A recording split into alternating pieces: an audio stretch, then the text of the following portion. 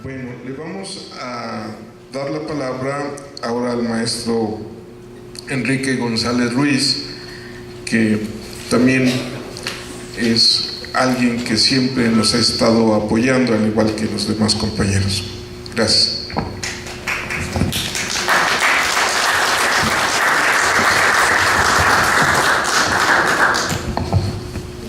Cuando Peña Nieto anunció que Naranjo sería su asesor en seguridad pública, yo me pregunté cómo ha cambiado, cómo es posible o qué tanto han cambiado las cosas en México que ahora los gobernantes se atreven a decir estas cosas con la mayor naturalidad. Porque de hecho siempre hemos pensado que hay agentes extranjeros que operan en México. En tiempos de las guerrillas rurales en el país se hablaba de gente que hablaba extraño, de asesores norteamericanos, incluso se ha dicho que asesores israelíes operan en México, pero así que lo supiéramos tan de bulto, que nos dijeran va a venir Óscar Naranjo y va a ser el asesor de Peña Nieto, es otra cosa, son palabras ya más fuertes, de mayor peso, y eso indica lo que ha cambiado este país en muy poco tiempo. Porque honestamente no ha habido en México una reacción, como dicen que ocurre en la física, en la misma proporción y de la misma fuerza de la acción.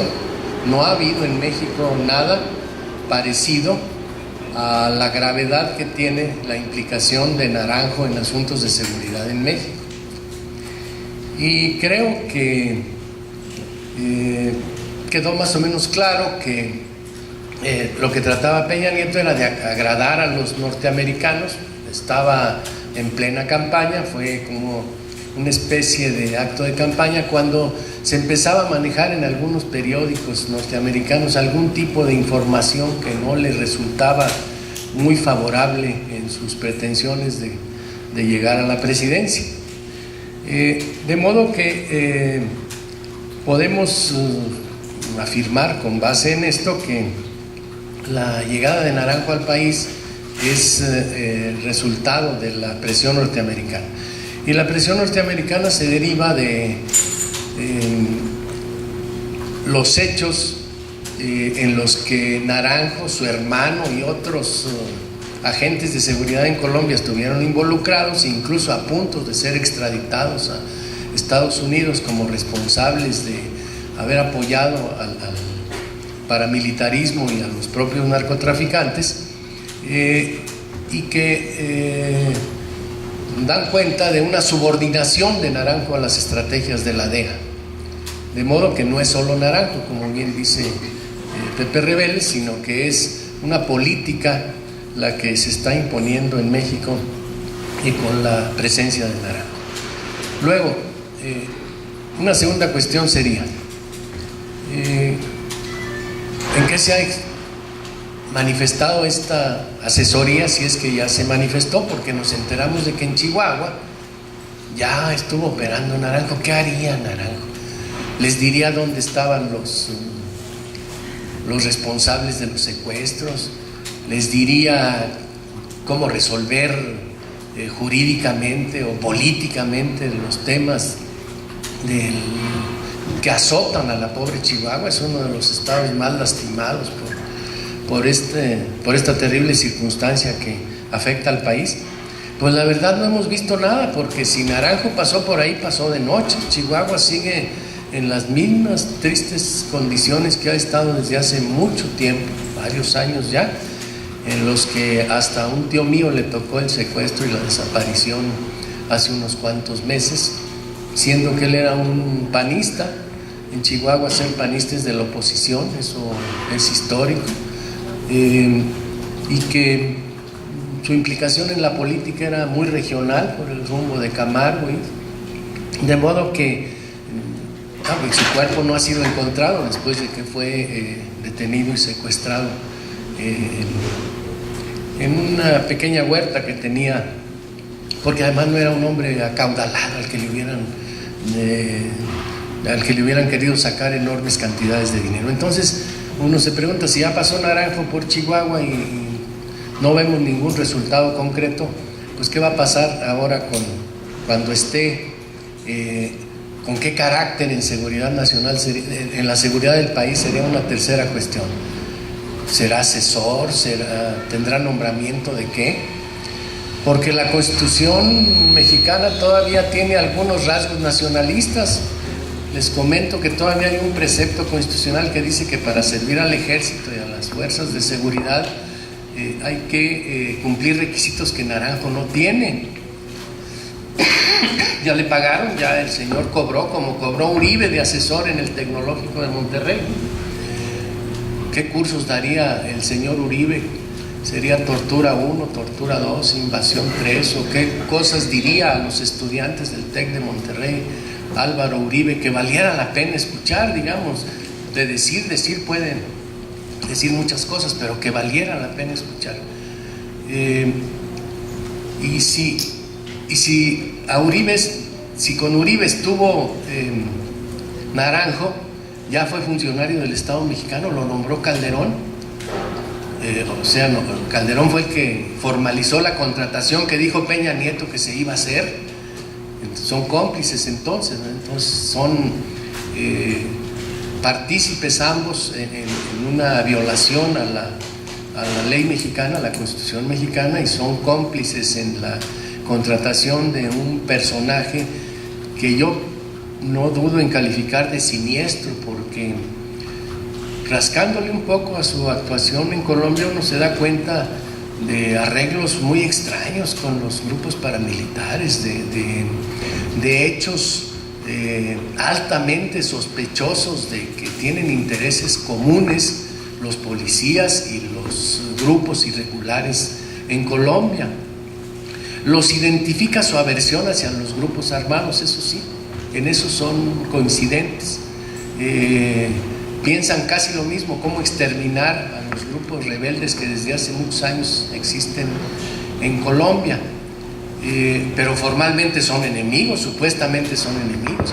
Y además se acuerdan que nos habían dicho que ya se habían pacificado los paramilitares. ¿Recuerdan ustedes que con Uribe se hicieron hasta algunas entregas voluntarias de algunos de los jefes de los paramilitares?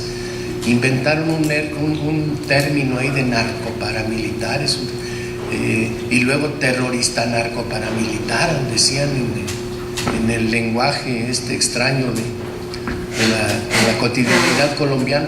Cuando uno conoce esas cosas, se acerca un poquito a ellas, entiende muy bien a García Márquez.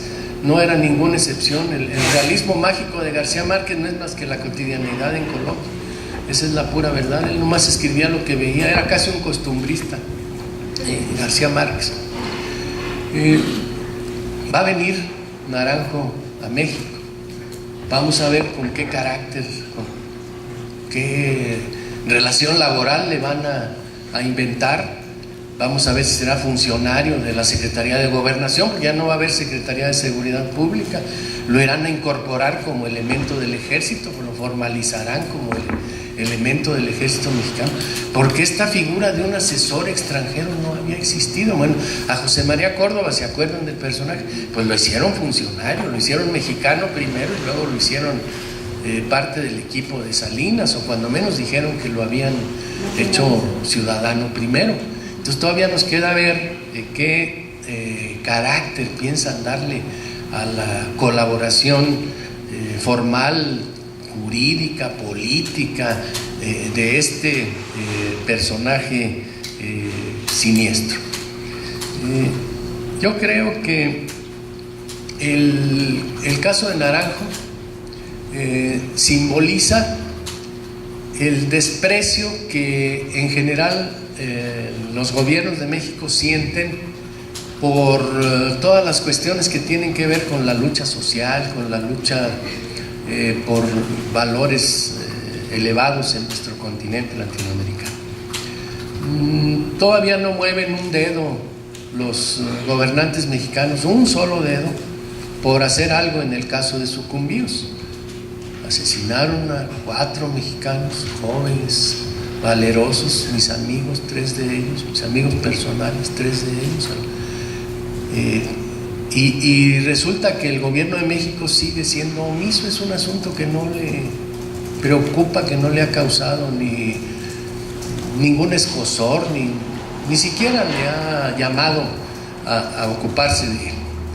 Bueno, pues va a ocurrir ahora con esto del personaje Naranjo, que el mensaje que nos dicen es que imagínense, si él va a ser el que asesore a los que tomen decisiones en materia como esta, del asesinato de los jóvenes de Sucumbíos y de la persecución de Lucía, pues van a actuar igual o peor de lo que hizo Calderón, el responsable de todas estas muertes y del trasplante del Plan Colombia. No más que el trasplante del Plan Colombia sí es real, sí es una estrategia continental. Originalmente le llamaron Plan México a la iniciativa Mérida. Sí es real la intención de trasladar el Plan Colombia a México, pero es una aplicación muy defectuosa. En Colombia lo han hecho con bastante mayor eficacia, lo han hecho, digamos, bien, entre comillas, para ellos. Lo que han hecho en México es una mala caricatura del Plan Colombia. Estos han sido ineptos para aplicar las directrices de los norteamericanos, aunque quizás se deba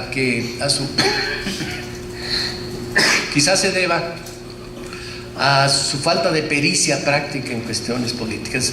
Yo creo que esto va a cambiar un poco porque los priistas sí tienen la malicia, la maldad suficiente para hacer las cosas sin que se vea que están haciendo maldades. Esos ya los conocemos muy bien desde siempre. Hacen las peores cosas diciendo que están haciendo las mejores.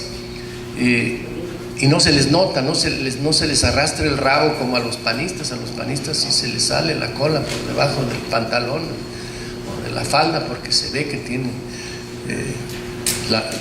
la impericia que los caracteriza. Pues yo digo que no dejemos llegar a Naranjo, yo digo que lo encontremos y lo busquemos donde ande. Ustedes son muy persistentes. Los padres de Sucumbíos han mantenido una movilización frente a la Embajada de Colombia por 4 años, tienen ya yendo ahí. Pues yo digo que pues nomás la campechaneen un día en la embajada y otro día en la casa del señor Naranjo.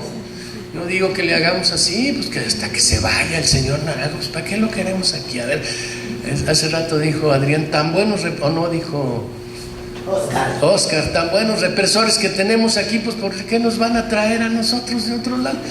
Si los judíos son malvados matando palestinos, pues Calderón es bastante malvado matando michoacanos, ¿no? ¿Por qué vamos nosotros a andar pidiendo que vengan represores de otros lados?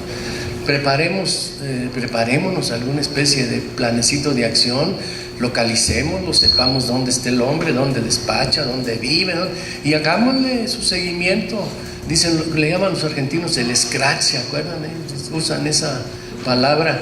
Pues hagámoslo donde quiera que lo encontremos, para que se vaya el señor, que se vaya, que si en Colombia ya no lo quieren, o que lo adopten los gringos, pues es hijo de ellos y allá puede estar bien. Muchas gracias.